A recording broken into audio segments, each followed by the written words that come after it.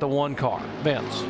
Well, Martin Truex Jr. has had a pretty good run today, but says that the car was missing, so they weren't 100% sure whether it was electrical or a fuel pump issue, but they hope to have that taken care of. They were up under the hood. They'll give an update as Martin gets back up under power here and gets under the gas, but they weren't 100% sure what the issue was. Well, Vince, I just heard that audio from that engine.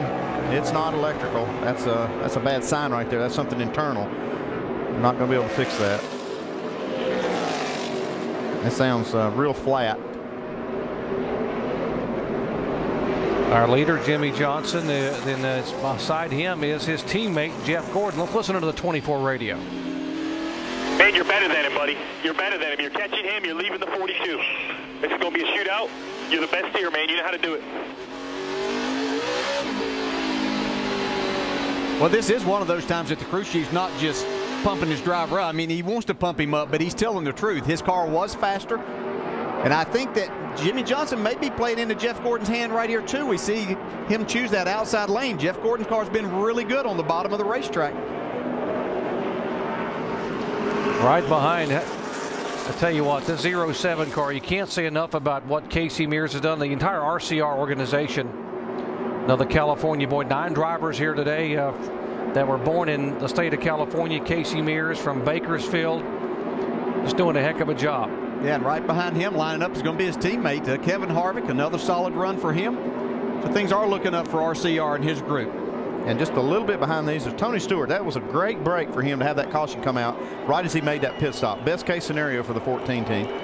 All right, Jimmy Johnson, the leader. What about Jeff Gordon? Has he got something for his teammate Johnson? They think he does, and right behind him is Montoya. He had something on that restart right there. That was a great job by Jeff Gordon. That's about the best you can do right there and not beat the leader to the line. Maybe 3 wide here in just a second. Nope, Gordon's able to take control of this right now.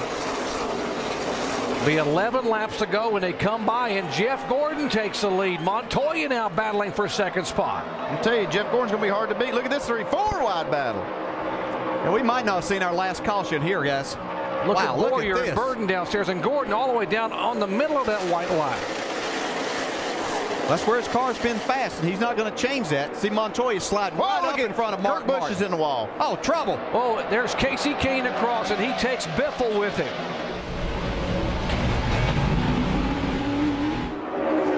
Sliding down across the grass here at over 170 miles an hour, and the caution waving again here at California. Right front will not roll. Now it's rolling. As I say, business is picking up there as they get down to these final laps. Guys had on fresh tires. Some had fresh tires. Others had older tires on, trying to make that work. And aside from these two, the guy that hates to see the caution flag most is Jeff Gordon, who got that great restart a moment ago against his teammate. Man, he was on it. I mean, he didn't beat Jimmy Johnson back then. I mean, it was just less than a foot, but then he would accelerate. Oh, he did.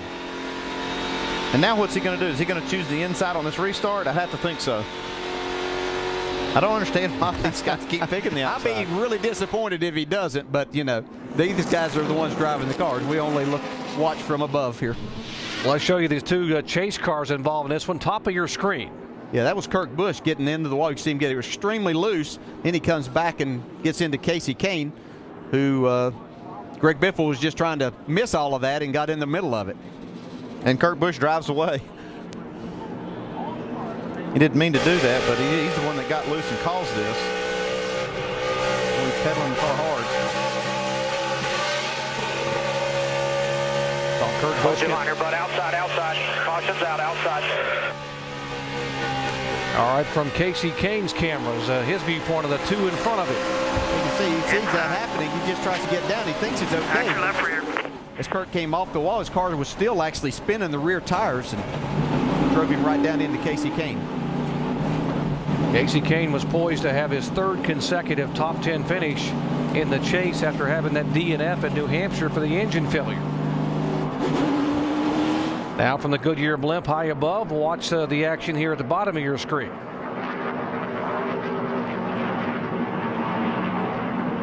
Man, it's got to be helpless feeling right there.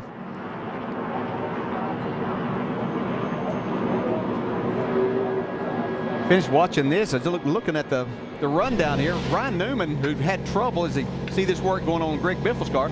But he had that tire problem early in the race and was really battling his car. He's up in the 5th spot now. And Tony Stewart is in the top 10. So the Stewart Haas car. Check the hoses out, going to get on the tire, right? Ain't got a fender brace broke off, sticking on a tire or anything. Get out. It's a fire drill down there when you're trying to fix a wrecked car. I mean, you're just trying to do all you can do and try to stay on the lead lap. Just try to get it where it'll roll. Greg Biffle coming off that 3rd place finish at Kansas. He had gained a spot in the points up to 8th position. And that's what's left of the grass on the front straightaway out of the front of the 16 car of Biffle. Damage on the 9 car. The Dodge of Kasey Kahne, front end damage, right side damage. I think you need to get that right front fender cleared. Still amazing to me how tough this new car is. I mean, it can really take a beating. See that water coming out of the overflow. They're trying to clean it. You see the grill brush they're using to try to get all that grass out of the grill. That's what's causing it to overheat right now. You can see it's just a fire drill. Left rear tire. Just make sure that crush panel's not going to get on the tire. Push it forward. Do whatever you got to do there. That's Kenny Francis, the crew chief, directing all this from top of the pit box.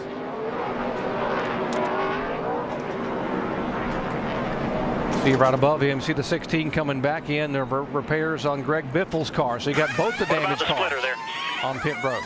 Yeah, Biffle still has a lot of something rubbing there. You see a lot of smoke coming from his car just going down pit road at 55 miles an hour. They're going to use all the time they can. The pace car is just now into turn 3, middle of 3 and 4, so they can still work for a little longer.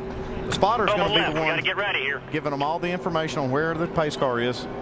And now the crew chief can see the pace car. Get the left rear on it. You got the left rear on it? All right, crank it back up. Crank it up. They will get the 1 to go. The 20 car got the free pass, by the way, Joey Logano, so he's able to go around and get back on the lead lap. Be 27 cars on the lead lap here with less than 10 laps to go. Let's go down and talk to the leaders, crew chiefs, Dave.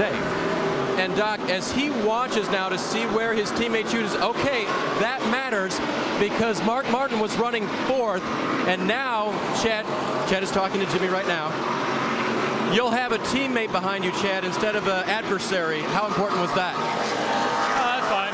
As long as it's somebody that'll push like hell, that's all that matters. You know, I mean, we've had a great race car all day long. I just couldn't be happier for everybody over here. You know, Jimmy Johnson Foundation on the race car. They had a great event this weekend in San Diego.